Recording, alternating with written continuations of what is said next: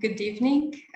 Thank you all in front of the screens for watching this. My name is Cristina Stoenescu, and I am the curator of the ARAC Art Residency Programme that's kindly supported by the grants through the Cultura program. And this is our fifth Insomnia. I'm very happy to have with me this evening artist Hinda Weiss and our guest curator Jonah Goldman Kay. I've told them both to turn their microphones and cameras on, but you can turn them on right now just to say hi, and thank you so much for being with us here this evening. Hi. Hello. And I just want to make one short introduction for the online audience now, and then I'm really happy to start this dialogue between us. Hinda Weiss and Jonah Goldman Kay have been working together for our very first exhibition in the new space that Midrasha Gallery opened at the Malmaison Studios. And it was quite a special occasion because the Malmaison Studios are a new hub for artist studios and art spaces and galleries that opened this year in a very surprising turn of events after the pandemics. And I think it's something that the Bucharest art scene really needed. And we're very happy to be part of it in the space that's called now E12 on the second floor. And I think it was so great that Jonah picked up the glove when we threw an invitation in December to come forth with an idea and a proposal and an artist. And I'm very happy that you started working together with Hinda, and then in the end that we could present her video works at our space. The exhibition happened between the 26th of June and 13th of July. Hinda unfortunately was not able to be in Bucharest, and so I'm really happy to kind of return to that exhibition and in a dialogue with both artist and curator. So to start with, Hinda Weiss is a photographer and a video art artist that exhibited extensively in the Israel Museum in Jerusalem, and also her work was shown in Palais in Paris. She's living both in Tel Aviv and New York at the moment, and holds an MFA from Columbia University and a BFA from Midrasha School of Art. And apologies for reading this, I do not want to mess these names up. She's an accomplished artist with scholarship, including the Artist Exhibition Fund, Outset Contemporary Art Fund, Young International Artist Award. And you could see also the way that the audience responded to your works in Bucharest. Again, we were very happy to have you as a guest artist. And Jonah Goldman Kay is a writer and researcher based in New Orleans and more recently London. His art reviews and criticism has appeared in Art Forum, the Paris Review, and the LA Review of Books. We've known each other for a year and a half, or even longer now. The pandemic shortens periods of time, but was very happy to see you back in Bucharest and your whole area of projects, Jonah, in Bulgaria and Romania is really great, and I'm looking forward to see what more will happen. With the show that we've had at the Malmaison, it was quite interesting to see the concept of deep time at a period of time when we are also looking towards new beginnings, but also in the past, and how things are not permanent, but they're also in a continuous change. So what I would really like to do and to talk with you both this evening is to dive right into the works, and then also start seeing how the selection was made for the show and how these three video artworks went together also in the curatorial vision of Jonah, but also as an artistic process for Hinda.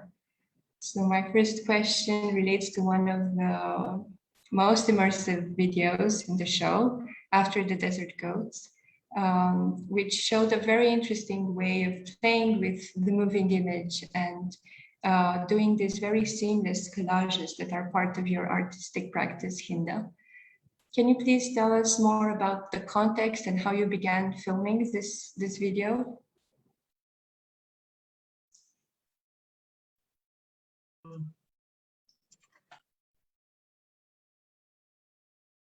Well,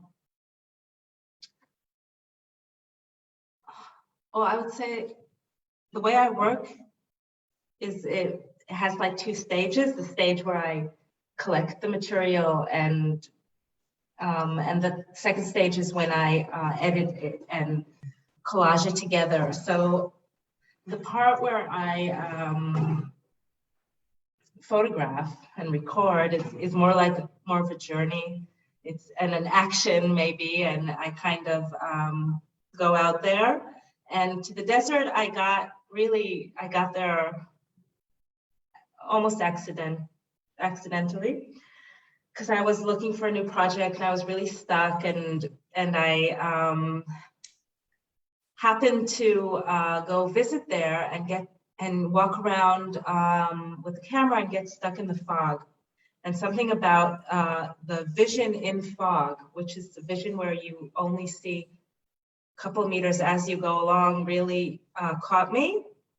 And I felt like that's the work.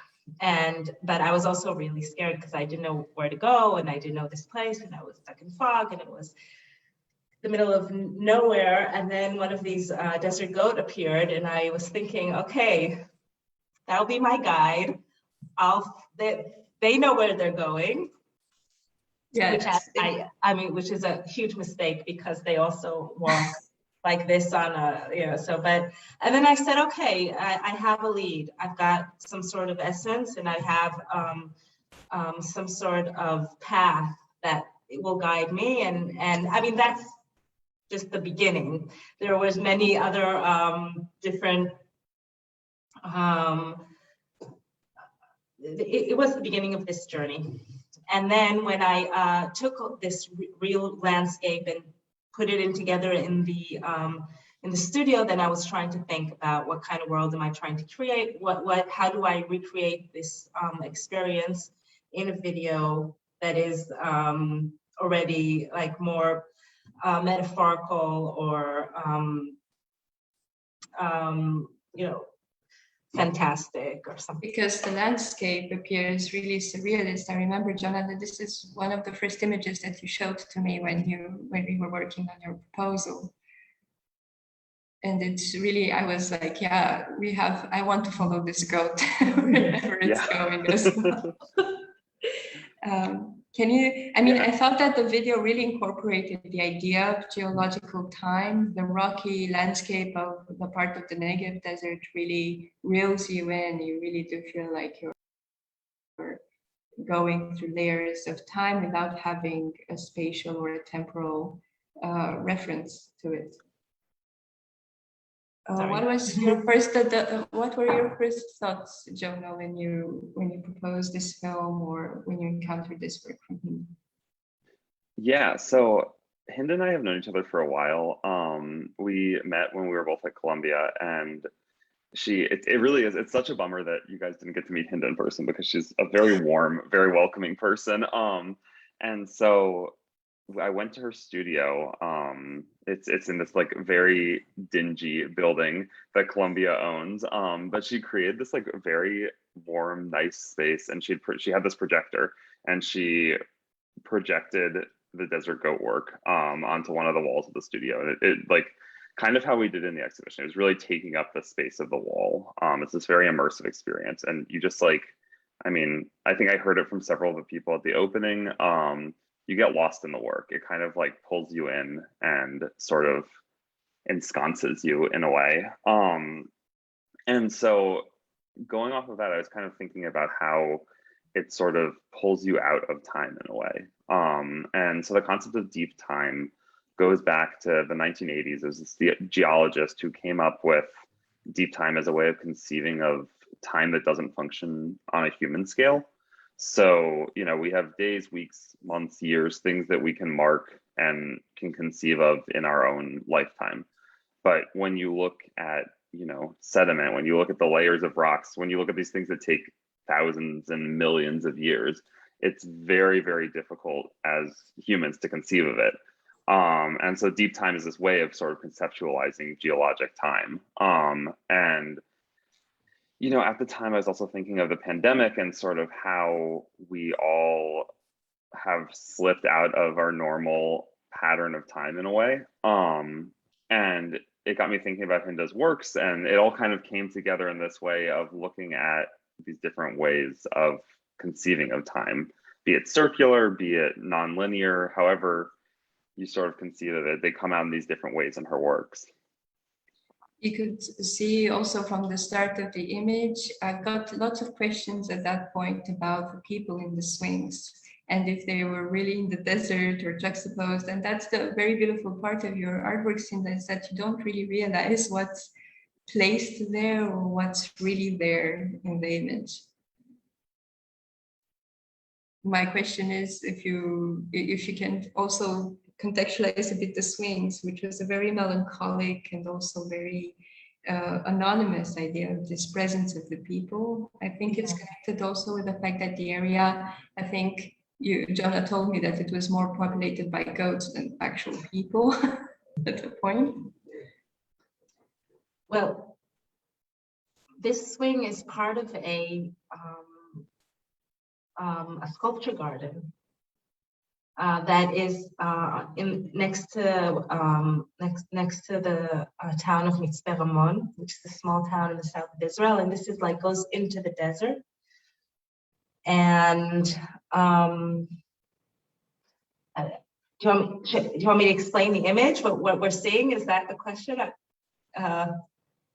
So this swing is a sculpture, and it looks just as is. This is how it looks like. So the only thing I did here is it's me swinging in all the swings. So usually when I work, I most of the time work alone, and especially when I go on places like this, if I need someone to be in the image, it's a lot of times it's me. So I kind of like put the camera on a tripod, walked into the frame, swung in each one of the swings for like, I don't know, a half a minute or a couple of minutes, and then in the studio on the computer, just use all the put it all together. Does it really look like a pendulum of a sort? Yes. Yeah. And in the video, I felt like it's like the head of this like creation, like this world that, you know, works from up to down, and also kind of the engine. So it starts with this kind of, I try to think about like spaces and as machines that work together, like universes, like that kind of work like a machine. And this is kind of, it starts and ends with this kind of, yeah. So the video then progresses upwards or downwards, sometimes in other directions. And then amidst the fog, just like your process of your encounter, these goats appear. And they seem pretty surreal in the sort of landscape that you found in the sort of rocky, arid landscape. And the fog being something that you don't really think about when one thinks about the desert, especially if you've never been to a desert. I think also the fog in the desert, I think this is really what's so great about Jonah's perspective on him choosing this group of works, and I'm thinking about it by deep time, because specifically in this work, I did try to kind of zoom out in time and try to do something that is less specific to like recent history or something like that, or fantasize of something that's before time or after time. And I think, and this area also is a crate that was created millions and millions of years ago, and which allows this kind of special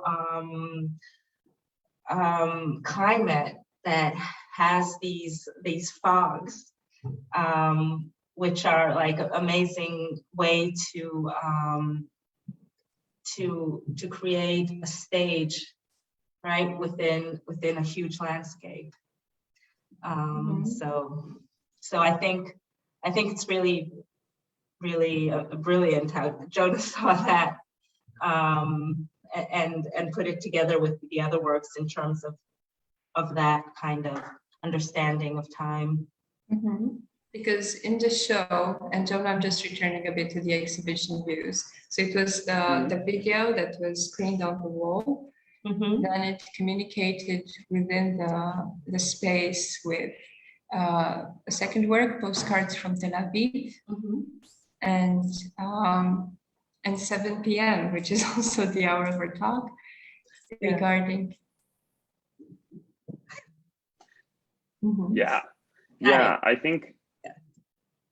I think so Hinda and I at the very beginning, we kind of came up with a floor plan, and we kind of conceived of these works as being individual works, right? The 7 p.m. work and the Desert Goat work are separate works, but, you know, by nature of being in this space together and, you know, in such a small space, they do sort of play off of each other in a way.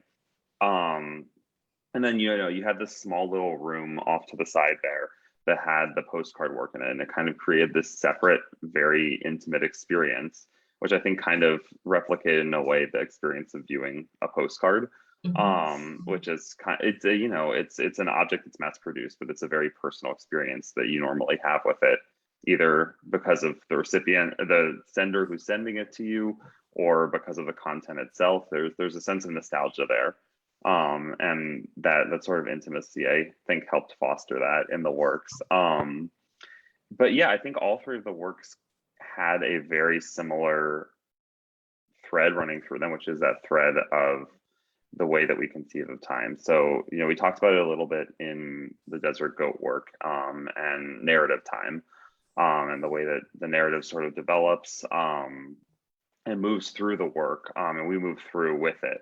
But then you have in the postcard work, you sort of have this collapsing of past and present, which I'm sure Hinda will talk about a little bit more later about how she kind of collapsed these two. But this way that the history of Tel Aviv and Jaffa collapse onto the present. And then with the 7 p.m. work, obviously you have this marker of time in an era where we don't really have many markers of time, and where our sort of conception of the day-to-day ritual slips away. And so those works kind of come together and play off of each other in the space. And they also show a very interesting way of working with overlaid images, because each one is inserting or modifying the reality to describe these different ways of playing with time. And I mean, for example, for Desert Goat, at one point we have this wonderful overlays of up and down as the video keeps scrolling up in a very circular fashion, showing also a sort of progression and change of perspectives that sometimes becomes very mesmerizing. Also, then, when, of course, we're talking about postcards from Tel Aviv, the images are not overlaid in a continuous scrolling loop, like you said in the Desert Goat, but they rather become juxtaposed. And it was very fun seeing the public trying to figure out that the fountain is really not on the streets, or that the girls are not playing on the sidewalk. And to discover more and more as you look at the images, a very subtle way of blending these images together. What was kind of the reasoning here for postcards from Tel Aviv, for example, if we go into that? Because you can see in the perspective, the old city, and then in the forefront, you see a more modern city, but they're all on the coastline, kind of on the sea. What are we seeing here in this image? How are they juxtaposed? Well, while doing postcard, I had like kind of two things that guide me. One was I got inspiration from 19th century postcards of Palestine or the Holy Land, or of like the way that like a European eye would see this area, and I was trying to like recreate that today. through Tel Aviv today and try to find kind of the same motifs. And also it was important to me to do it from like street level, from wherever I can wander, wherever like I can walk around. So I was trying to be a little bit of just a wanderer myself. So, and here also I was thinking about like, how can I make a video that is it like every day? Also, nothing happens there. Like, it's just like present progressive, like, you know, people just, it's the beach and they're walking and there's bikes and very, very daily, and still have like, you know, like Ottoman fountain that like reminds us of, you know, what was here like 100 years ago or 150 years ago. And of course, Old Jaffa, which also represents, you know, what was here 80 years ago, and have them all together and understand that a landscape is not neutral. Like, landscape is charged, it's political, it has history. And if you just like look around, so I was taking like a perspective like of a 19th century tourist to try to like redo it with like the knowledge that I have, and try to see if it's just by walking around, if we can create that image again and still have these layers of also violence. Like even the teddy bear, which is a more enigmatic part of the work, is like, it's a real estate kind of company. There's something about like bringing down buildings and building it up again. Like, it's, you kind of try to create something new, but you can't really create anything new. Like, also, if we're talking about geology, of course, like the layers are going to be there, and you can see time through just like one image of a place, and you can see many stories even by just like everyday situations. And also, actually, it's always hard for me to decide how long the video should be. And the time of this video is like 8-something minutes, yeah. And it's the time that these two girls are like taking pictures of each other on the beach. And lots of people think that I looped it, but it's like 8 minutes of them just like trying to make the perfect picture. And when they were done, then this was done. But of course, now you put the sunset. Of course, I did this other manipulation of light, that it starts with like this, like more like regular kind of every like sun look, and it ends with this very dramatic feel of this sunset behind the church and the mosque there, and you don't see it. Like, I mean, these videos, you don't have to watch the whole thing. Like, some people watch 20 seconds, some people watch the whole thing, and it's just a moving landscape. So I think when people watch this, they don't realize, because it happens so slowly, that the sun is kind of, it's like a reverse sunset. And then when it like jumps from to the beginning, then you kind of know like, oh, the sky is blue. Yeah, that you've been in some sort of different atmosphere, which is also, of course, very metaphorical in many ways. So, yes. Yeah, I mean, I think, you know, when the thing that really stands out to me about this work is the way that you kind of embrace this, the political nature of the landscape, and the way that capturing that landscape is political. And I think, you know, you see that with the sort of compilation of Tel Aviv and Jaffa onto each other, right, where Jaffa's the historic city, and has existed there for hundreds of years. And then you have Tel Aviv, which annexed Jaffa in 1948 and like subsumed it within the city. Not exactly, but like, so I mean, it still stands separately, but sort of in its conception has made it part of Tel Aviv. And I think with the two women in the forefront taking these photos throughout the whole work, you sort of get this continual look at the politics of image making and the politics that go into that. I mean, because in you know, as they were naturally shot, they were facing the sea.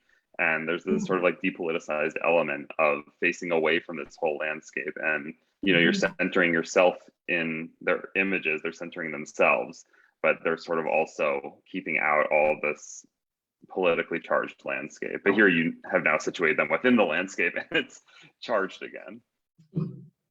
Yeah, and especially with the idea of this also sort of also the image making that is so touristic. Also, when you see the sunset coming up, you kind of, because it happens so slowly, you kind of go into the atmosphere of it, and then you kind of feel like the giant bear is indeed a bit misplaced when you start wandering and focusing on the image, and everything becomes also very touristic, but in a way also very oblivious of the whole composition of what exactly is represented in the image. And I think that was very fun also for the audience to discover, especially since in the way that the exhibition was partitioned, you could hear the waves hitting the beach, and then you kind of also were immersed into the large landscape of the desert goat, but you could hear the water hitting the beach from the postcards from Tel Aviv. And I think that was also very nice. So I've actually been witness to the discussions between Jonah and Hinda, kind of testing the sounds from the distance. Yeah. Which is of course impossible to do. Yeah. A lot of trust. There's always, Yeah. if anything in art, you have to have lots of trust. Yeah. But it I mean, became you kind of really... like you almost become a tourist in a way, right? Where you move from this desert goat work in the desert to the city when you go into this room. And you're sort of becoming a tourist, I guess, in a sense, as you move between those two experiences. Yes, especially since you've got such an arid landscape, so beautiful, and you can feel it's a very poetic piece that you're seeing as time progresses into the desert, and then you find yourself back at the same loop with the people in the swings, and then the video kind of starts up again in a circle, and then you move your attention to the small room that we had postcards from Tel Aviv presented. And you realize that that's where the sound of the water comes from. And your first reaction is to say, wow, that's a beautiful picture of someplace beautiful. And as you start uncovering the layers, you discover the politics behind it. And it refers nicely also to one other work in the space that was kind of seen as soon as you entered into it, with all this. Now, I feel like we weren't talking as much as about partitioned time or layered time, but partitioned spaces, because the look at this 7 p.m. video is actually that it's filmed right across buildings, and the camera view is very constrained to the balconies. I'm going to ask Jonah maybe to offer a nice context to the work, if you may. Yeah. So I actually I wasn't in New York during this, but at least in the US, it sort of resonated across the country. There were constantly news articles and videos shared about this. It became this sort of defining experience of the pandemic. I think and the interesting thing is I don't think it became a defining image in so much as it was a defining experience. I don't feel like I saw any specific images that really, came out as like the defining image, which is why I think that Hinda's work was so interesting, was that it provided this sort of very like meditative visual experience of this broader moment that everyone kind of conceived of as a defining moment, which was that everybody at 7 o'clock, everybody would come out from their apartments or open their windows in New York and applaud for the first responders. And during the first days of the pandemic, I think it was, from what I remember, is a very charged soundscape, because you had the sounds of these ambulances, if you live near a hospital, nearly constantly.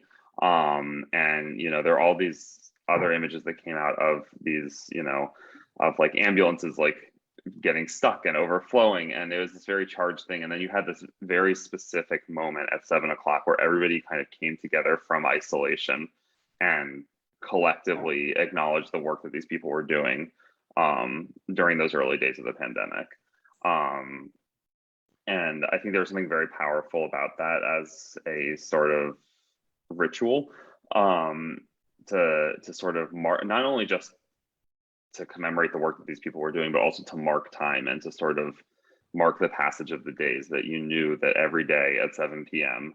you would have this applause, and you would have people commemorating and marking that the day had now ended. The workday had ended, personal time had started. You had this sort of division and this sort of cycle that would repeat itself every day. Mm-hmm. And also then seeing different people also in different sort of architectures, which also speaks about how people were living and where they were living and applauding. Was that a thing that you took into consideration, like what kind of buildings you caught on camera? Actually, I just did whatever I could capture from the window I was in. Maybe a little bit around the block when I was creating this. So, I mean, it's not that diverse. It's like the same neighborhood. And it was also like, for me, a challenge to see what I can catch from the, from restraint. It was when I had to be, I couldn't leave the apartment in that time. I had to be inside for a couple of weeks. So that was like my project from my perspective. I would have never guessed, because the images are quite diverse from the kind of buildings that you're catching on camera. Yeah, they could be more. And of course, they happen in New York at a time where many people were going through the same things. I mean, the applause took place also in Italy, and of course in Eastern Europe as well. And I really love how the film begins with this still shot that kind of lingers on for a few seconds before people start showing, and some have this tangerines and they start applauding. And once again, I thought that it was really nicely put in relationship with the desert goat, because you could have so many windows and people in such an inhabited city area, and then on the other poetical landscape like a desert. They were kind of complementing and sewing nicely together. Nice.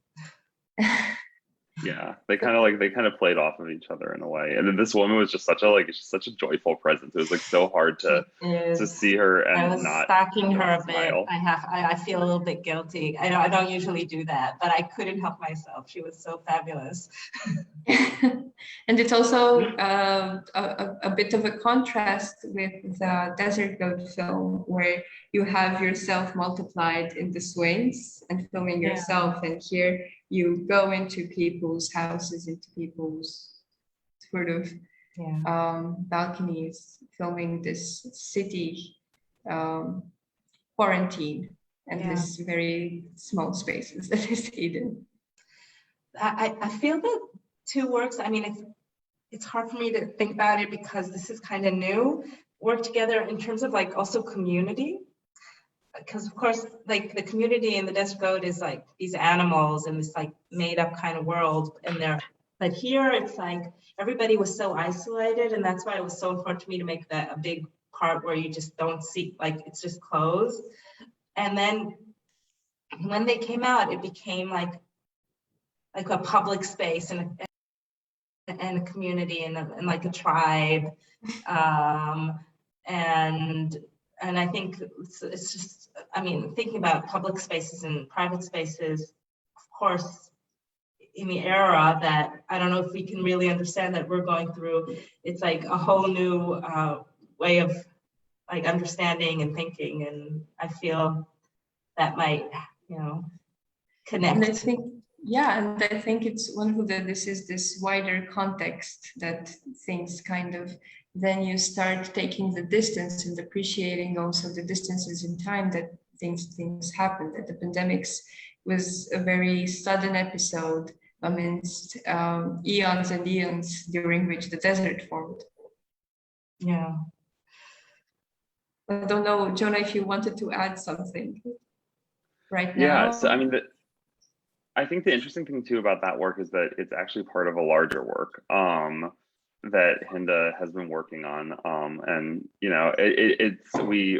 she showed me the work when we first started talking about this exhibition. And as we were sort of talking about it, we realized that there's this smaller work within that work that we could kind of pull out. And I think being able to pull that out really pulled out something that ended up working really well with this exhibition and working well with the other works, but still remains part of this broader piece that she's working on. And I'd be interested to hear a little bit from you, Hinda, about the bigger work that you're creating with this. Well, as I said, the way I work is like in the beginning, I just kind of, there's the part where I collect or walk around or photograph, and then the part that I try to figure it out. And now I'm in the figuring out time, and not at the time where I can like reflect and talk about it very like eloquently. But I walked around and I photographed. I photographed a lot, like through the window, in the streets, in the parks, and of course, a lot of things were going on. I mean, the city is such a photographed city, and the era is such a like weird era to understand. And of course, yeah, this is this is one of those. Yeah, it's a video and it's a collage. Like anyone who knows this place knows that there's a small manipulation I did here. And actually, the way I make these collages, I start with like scenes, and then I like start putting them together. So always when they're in the middle, I don't usually show them because they're like, they like have to, they fall apart before they get together, and then they look like good in the end, or I hope they look good enough. So this is like in the middle. So yeah, so I walked around and collected, and I'm trying to understand what I have to say about some sort of experience, of this kind of in-between experience, of this this embarrassed, scared, alone, I guess existential experience of like suddenly being in a place where the landscape changes in a second, like the city changes. I don't even want to go into like all the horrible things that people have experienced and what, I mean, I'm just trying to like choose a point of view of that is very hard for me to describe right now, but it's more some sort of like reflection on this break of public space, this changing of public spaces, and the relationships between people and other people and public space and history. Like the work is going to be all the projects I'm thinking also about time and about like more of like kind of the sunset time when things are getting dark and you don't know what's going to be, and there's lots of parks there, you know, it's going to be like in the dark, you don't know what's going to be the next day, but that's the time you're living in, like, and that kind of feeling I'm trying to catch, maybe, hopefully, if it works, in this project, which is trying to make sense of all this videos, photography, and recordings that I kind of collected last year. So yeah, I mean that is what depends. Definitely, there's a small delay, so sometimes we cross wires. Yeah. Sorry. I was going to say that I mean, that is what 7 p.m. is, right? Depending on the time of the year, is that sort of sunset time. And that moment where, you know, you transition from your sort of work life, your exterior life, to your interior life. Although in the pandemic, you don't. You stay exactly where you are. And in front of screens, and this sort of time that kind of jumbles in together at the same sort of artificial light. Exactly. Also, so that was really interesting to have all these 3 different spaces into the Malmaison exhibition space. And I want to also ask you, Jonah, how you felt seeing after the pandemics, and how has it been also to see the Malmaison and the space and a bit trying to have.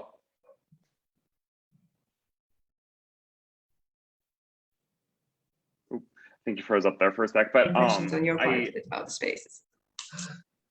Yeah, so I think the really interesting thing to me about the space, right? I came the week before and Cristina took me on a tour, and it's such a vibrant space. You know, you have all of these different artists and galleries and other various spaces there sort of working together in this way that I think is incredibly robust and creative, and I think it really has this energy sort of buzzing about it.